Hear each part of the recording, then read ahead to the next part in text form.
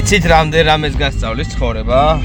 მით უმეტეს ის ადამიანები, ვინც შეხვდება თქვენი ცხოვრების გზაზე, აგიტალახებთ თქვენს გასავლელ გზას, ბევრჯერ გადგენენ გულს, ბევრ კარგ ცხოვრებისეულ გაკვეთილს მოგცემენ და ეს იქნება თქვენი განვითარების, თქვენი პიროვნული გაზრდის საუკეთესო საშუალება, რომელიც უნდა მიიღოთ ყოველთვის კარგად.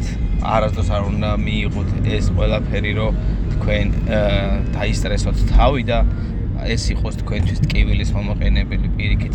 ყველაფერი რაც შეიძლება შენ ცხოვრებაში მოხდეს, მოხდა ან მოხდება, აუცილებლად იცოდე, რომ შენივე განვითარებისთვის ხდება სამყარო, ესე არის მოწყობილი. შენივე განვითარებისთვის ხდება ეს ყველაფერი და შენ უნდა მიიღო ეს ყველაფერი.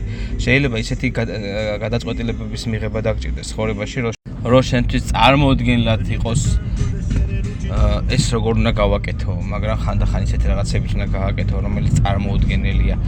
რის დაჯერებაც არ შეგიძლია და აი რაც წარმოუდგენლად მიგაჩნია, სწორედ იმას მოგივლენს სამყარო და ცხოვრება გაკვეთილად, ესე ვთქვათ. რომელზეც იტყვი, რომ არა, ეს მე არ დამემართება და დაფიქრდი და მიხვდები, რამდენს გექნებათ ეგეთი მდგომარეობა თქვენ ცხოვრებაში გავლილი, რომ ეს არ მოხდება და ზუსტად ის ხდება. ხო? ჩვეულებრივად.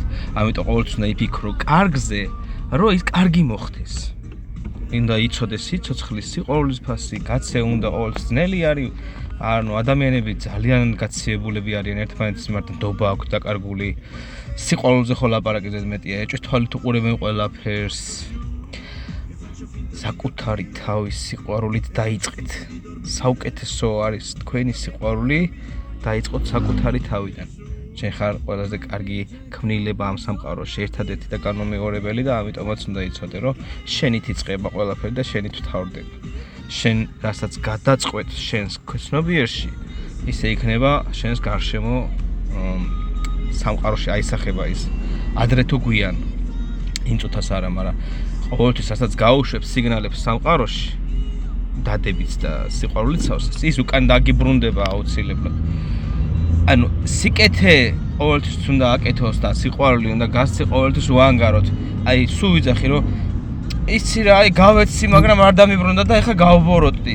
რატო უნდა გაბოროტე? შენ თუ კეთილი ხარ სულიერად და სულიერად სიკეთეს გასცემ, არასდროს არ გაბოროტები. შენ თუ ელოდები რაღაცას, რომ უკან უნდა დაგიბრუნდეს, შენ ესე იგი არ გასცემ გული და სულით ამ ყველაფერს. როგორ შეიძლება კარგი ადამიანი გაბოროტდეს?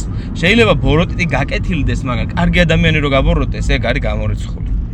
მე ესე მიმაჩნია. სიკეთეს, სიყვარულს და ბედნიერებას გისურვებ და ერთმანეთის გატანას და იმ ხალხს კიდე აქ რომ მიზიხართ და ელოდებით, რომ აი ახლა რაღაცა შეეშლება და ახლა რაღაცას ნიღაბი ჩამოუვარდება ჩემზე, რომ ელოდებით, ხო? დიდხანს მიყურეთ. დიდხანს. იმიტომ რომ ნიღაბს არ ვატარებ. ზუსტად ესეთი ვარ რეალობაშიც და ცხოვრებაშიც, რასაც აქ ხედავთ. ასე რომ წარმატებებს გისურვებთ სულ ყველას.